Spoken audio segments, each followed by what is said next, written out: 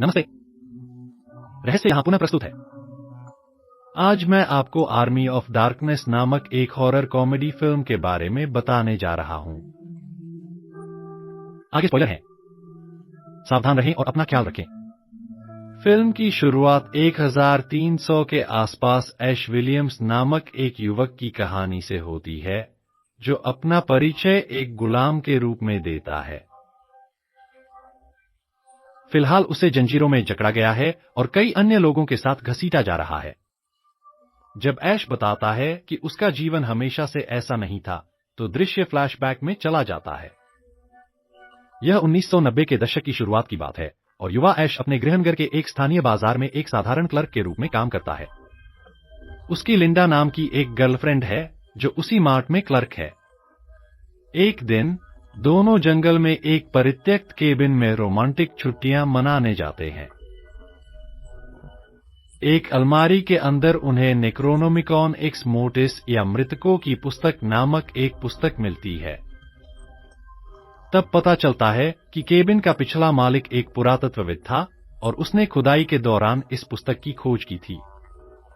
बाद में ऐश प्रोफेसर द्वारा पुस्तक से अंश सुनाने का कैसेट चलाती है। इस रिकॉर्डिंग में कई मंत्र हैं जो दुर्भाग्यवश जंगल में एक बुरी शक्ति को सक्रिय कर देते हैं।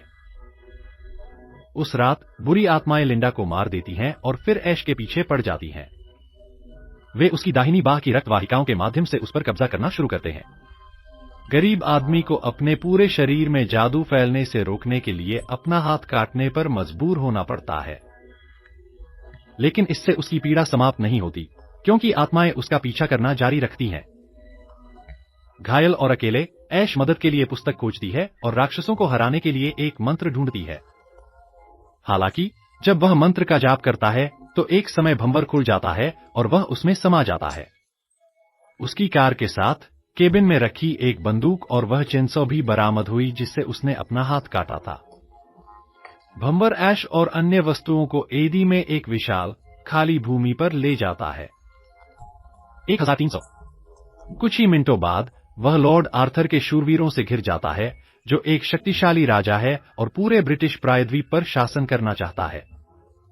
शूरवीर भ्रमित हैं क्योंकि ऐश ने ऐसे कपड़े पहने हुए हैं जो समकालीन समय के लिए अजीब लगते हैं। इसलिए वे एक बुद्धिमान व्यक्ति को बुलाते हैं ताकि पता चल सके कि वास्तव में क्या हो रहा है। रहस्य में अजनबी और उसकी कार को देखकर बुद्धिमान व्यक्ति कहता है कि ऐश ही वह है जो मानव जाति को डेडाइट्स के आतंक से बचाएगा, जैसा कि बुक ऑफ द डेड में भविष्यवाणी की गई है। डेडाइट्स मरे हुए परजीवी आत्माओं की एक प्रजाति है जो जीवित प्राणियों की आत्माओं पर भोजन करती है और उनके शरीर पर कब्जा कर लेती है।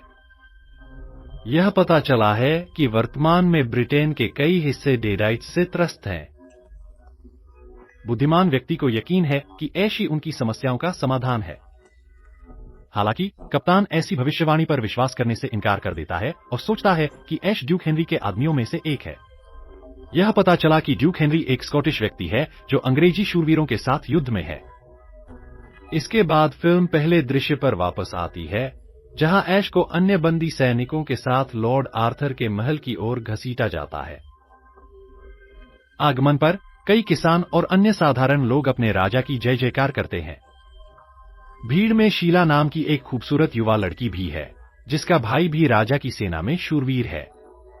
वह लौटती हुई घुड़सवार सेना में अपने भाई को नहीं ढूंढ पाती और लॉर्ड आर्थर से पूछती है कि उसके साथ क्या हुआ।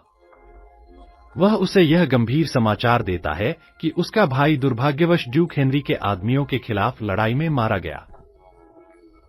शीला हताश हो जाती है और गुस्से में वह ऐश के बाल पकड़ लेती है, यह सोचकर कि वह ड्यूक हेनरी का आदमी है। वह उस पर थूकती है और श्राप देती है कि उसके भाई की मौत का बदला जल्द ही लिया जाएगा। इसके बाद सभी दुश्मन सैनिकों को महल के केंद्र में ले जाया जाता है, जहां एक प्रकार का गड्ढा बनाया गया है। ड्यूक हेनरी, जो पकड़े गए लोगों में से एक है, सदमे में ऐश के पास जाता है। उसने उसे पहले कभी नहीं देखा है और उसे यकीन है कि ऐश उसका जागीरदार नहीं है। हमारा नायक उससे सभी को सच्चाई बताने की विनती करता है, लेकिन ड्यूक जानता है कि उसके दुश्मन कभी भी उसकी बातों पर विश्वास नहीं करेंगे। ऐसा लगता है कि ऐश का भाग्य भी ड्यूक और उसके दुश्मनों जैसा ही है। पुरुष। कुछ ही सेकंड बाद लॉर्ड आर्थर महल के प्रांगण में पहुंचता है और अपने दुश्मन को दंडित करता है। उन्होंने बताया कि उनका राज्य डेडाइट्स के हमलों से पीड़ित रहा है और ड्यूक हेनरी ने ऐसे कमजोर समय का फायदा उठाकर उन पर हमला किया। इस प्रकार वह हेनरी और उसके आदमियों को गड्ढे में फेंक देने की सजा सुनाता है। ऐश लॉर्ड आर्थर को यह बताने की कोशिश करता है कि उसने ड्यूक हेनरी को पहले कभी नहीं देखा है और यह भी नहीं जानता कि वह कौन है, लेकिन उन्होंने उसकी विनती सुनने से इनकार कर दिया और उसे गड्ढे में फेंक दिया। ऐश सौभाग्य से बच जाती है क्योंकि वहां टखने तक पानी भरा हुआ था। लेकिन तभी पानी की सतह के नीचे से एक बदसूरत सा दिखने वाला अजीब प्राणी उभरता है और उस पर हमला करना शुरू कर देता है। जब ऐसा लगता है कि सारी उम्मीदें खत्म हो गई हैं, तो पहले वाला बुद्धिमान व्यक्ति गड्ढे के मुहाने पर पहुंच जाता है। उनका मानना है कि इस अजीब आदमी को डेडाइट्स के खिलाफ युद्ध में उनकी मदद करने के लिए भेजा गया था। श्री वाइज अपने साथ ऐश की चेनसॉ भी लाया है, जिसे पहले जब्त कर लिया गया था। वह उसे गड्ढे के अंदर फेंक देता है और ऐश तुरंत उसे अपने दाहिने हाथ में बांध लेता है। अब आधुनिक हथियार से लैस होकर वह अपने प्रतिद्वंद्वी को आसानी से 2 टुकड़ों में काट देता है। यह दृश्य देखकर लॉर्ड आर्थर को झटका लगता है और वह आदेश देता है कि गड्ढे के अंदर कीलें लगा दी जाएं। इसके बाद सैनिक एक धातु की जंजीर खींचने लगते हैं, जिससे गड्ढे के दोनों छोर से नुकीले कीलें कैदी की ओर संकरी हो जाती हैं। सौभाग्य से ऐश अपनी त्वरित सोच का उपयोग करता है और धातु की चेन पकड़ लेता है, जो उसे धीरे धीरे कीलों से दूर खींचकर सुरक्षा की ओर ले जाती है। कुछ ही सेकंड बाद गड्ढे की दीवार से एक डेडाइट निकलता है, लेकिन कांटे करीब आते हैं, राक्षस को टुकड़ों में काट देते हैं। इसके बाद ऐश खुद को गड्ढे से बाहर खींचता है और बुद्धिमान व्यक्ति से अपना बचा हुआ हथियार जल्दी से वापस ले लेता है। वह राज्य के निवासियों को डराने के लिए अपनी डबल बैरल वाली बंदूक का इस्तेमाल करता है। वह एक अजीब दिखने वाले आदमी को डराता है और यह बहुत ही मजेदार है।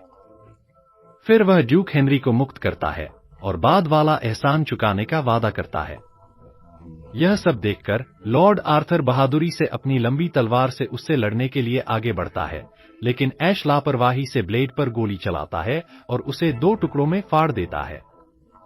एकत्रित नागरिक आधुनिक हथियारों की विशुद्ध शक्ति से चकित हैं और अंत में ऐश की बात सुनने के लिए सहमत होते हैं। वह बताता है कि वह उनके समय से नहीं बल्कि भविष्य से है और किसी को नुकसान पहुंचाए बिना वापस जाना चाहता है। उस रात जब ऐश राज्य में अपनी नई लोकप्रियता का आनंद ले रहा था, बुद्धिमान व्यक्ति कुछ बुरी खबर लेकर प्रकट होता है। वह बताता है कि ऐश अपने समय में वापस लौटने का एकमात्र तरीका नेक्रोनोमिकॉन या बुक ऑफ द डेड को पुनः प्राप्त करना है। केवल इस शक्तिशाली पुस्तक में ही वह मंत्र है जो समय के भंवर को फिर से खोल सकता है। हालांकि ऐश पुस्तक से कोई लेना देना नहीं चाहता, क्योंकि यही कारण है कि उसने अपनी प्रेमिका और साथ ही अपने दाहिने हाथ को खो दिया। फिर वह बुद्धिमान व्यक्ति से किसी और तरीके की तलाश करने का आग्रह करता है ताकि वह सुरक्षित घर लौट सके। इस समय पास में खड़ी एक बूढ़ी नौकरानी को हिंसक दौरे पड़ने लगते हैं। वह एक डेडाइट में बदल जाती है और हवा में तैरने लगती है। एक गहरी राक्षसी आवाज में वह घोषणा करती है कि मनुष्य कभी भी नेक्रोनोमिकॉन नहीं पा सकेंगे और अंततः उनकी सभी आत्माओं का शिकार किया जाएगा। फिर वह मृत होने का नाटक करते हुए फर्श पर गिर जाती है। लॉर्ड आर्थर भोलेपन से बूढ़ी महिला के पास जाता है, लेकिन ऐश उसे समय रहते रोक देता है। फिर डेडाइट एक भयानक उत्पात मचाता है, जिसमें कई सैनिक मारे जाते हैं, लेकिन ऐश अपनी क्लासिक शॉटगन का उपयोग करके उसे नीचे गिराने में सफल हो जाता है। हमले के बाद बुद्धिमान व्यक्ति अपनी बात दोहराता है। अगर डेडाइट नेक्रोनोमिकॉन को उनसे पहले पा लेते हैं, तो सभी युगों के मनुष्य मिट जाएंगे। इससे ऐश को एहसास होता है कि स्थिति अपेक्षा से भी बदतर है, इसलिए वह अपवित्र पुस्तक को खोजने के लिए सहमत हो जाता है। जैसे जैसे दिन बीतते हैं, सैनिक अजनबी के कटे हुए दाहिने हाथ के लिए विशेष कवच तैयार करते हैं। इस बीच शीला ऐश से प्यार करने लगती है और यहां तक कि उसे अपनी यात्रा के लिए एक कंबल भी बनाती है। अपनी खोज शुरू करने से एक रात पहले वह उसके साथ बदतमीजी करता है। वह उसके चेहरे पर थप्पड़ मारती है और दोनों प्यार करने लगते हैं। अगली सुबह ऐश बुद्धिमान व्यक्ति और कुछ अन्य सैनिकों के साथ महल छोड़ देता है, लेकिन वे उसके साथ केवल एक प्रेतवाधित सड़क के मुहाने तक ही जाते हैं। इसे मृतकों की सड़क कहा जाता है। बुद्धिमान व्यक्ति ऐश से कहता है कि वह कब्रिस्तान तक सड़क पर चलता रहे। वहां नेक्रोनोमिकॉन उसका इंतजार कर रहा होगा, और जब वह पुस्तक लेता है तो उसे एक रहस्यमय वाक्यांश बोलना होता है। क्लातु, संरक्षित, कोई नहीं। बुद्धिमान व्यक्ति ऐश से निश्चितता के लिए शब्दों को दोहराने को कहता है, और ऐश कहती है, मैं तुम्हारे शब्द जानती हूं, ठीक है। इसके बाद ऐश अपना घोड़ा लेकर एक प्रेतवाधित जंगल से गुजरता है। लेकिन जैसे जैसे वह जंगल में आगे बढ़ता है, एक रहस्यमय राक्षस उसका पीछा करना शुरू कर देता है। इससे बेचारा घोड़ा घबरा जाता है और बेतरतीब दिशाओं में भागने लगता है। अंततः वह एक पेड़ की शाखा से टकराकर जमीन पर गिर जाता है। अब बिना घोड़े के और एक राक्षस द्वारा पीछा किए जाने के कारण ऐश सुरक्षा के लिए पास की एक पवन चक्की में छिप जाती है। उस रात वह देखता है कि उसका प्रतिबिंब उसकी ओर देख रहा है, और वह पास में रखे दर्पण के पास जाता है। लेकिन दर्पण उसकी सोच से कहीं अधिक नजदीक है और वह गलती से उससे टकरा जाता है। इसके बाद ऐश एक टूटा हुआ टुकड़ा पकड़ता है और उसे जमीन पर फेंकने से पहले अपने थके हुए चेहरे को देखता है। इस समय ऐश के 3 छोटे प्रतिबिंब टूटे हुए दर्पण से बाहर निकलते हैं और उसे यातना देना शुरू कर देते हैं। हालांकि वह एक कांटा के साथ एक कटार, हरी गॉब्लिन्स छोटी कुतिया की गांड। वे उसे एक धातु की चादर पर गिरा देते हैं, जिससे वह बेहोश हो जाता है। फिर उन्होंने उसे बांध दिया और एक छोटा सा एशेज उसके गले में उतर गया। कुछ ही सेकंड बाद ऐश का शरीर कमर से ऊपर 2 पूर्ण विकसित मनुष्यों में विभाजित हो जाता है। नवअंकुरित शरीर जोर जोर से हंसने लगता है, जिससे वह घबरा जाता है।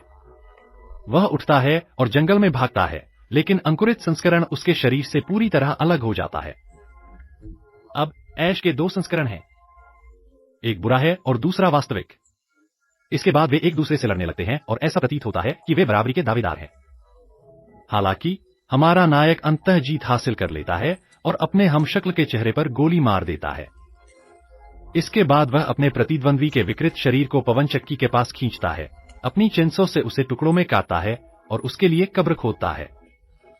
लेकिन इससे पहले कि वह उसे हमेशा के लिए दफना सके, दुष्ट ऐश अपनी आंखें खोल देता है और बदला लेने के लिए वापस आने का वादा करता है। अगले दृश्य में ऐश अपने घोड़े से मिलता है और अंततः कब्रिस्तान में पहुंच जाता है।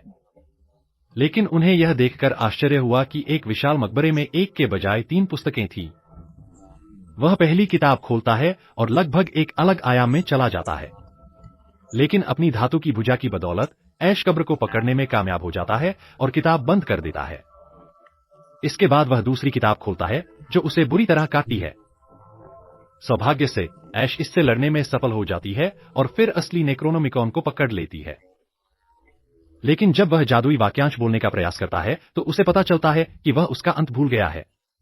ऐश लुप्त शब्द को बुदबुदाकर पुस्तक को धोखा देने का प्रयास करती है, लेकिन इससे कब्रिस्तान में दफनाए गए सभी राक्षस पुनः जीवित हो जाते हैं।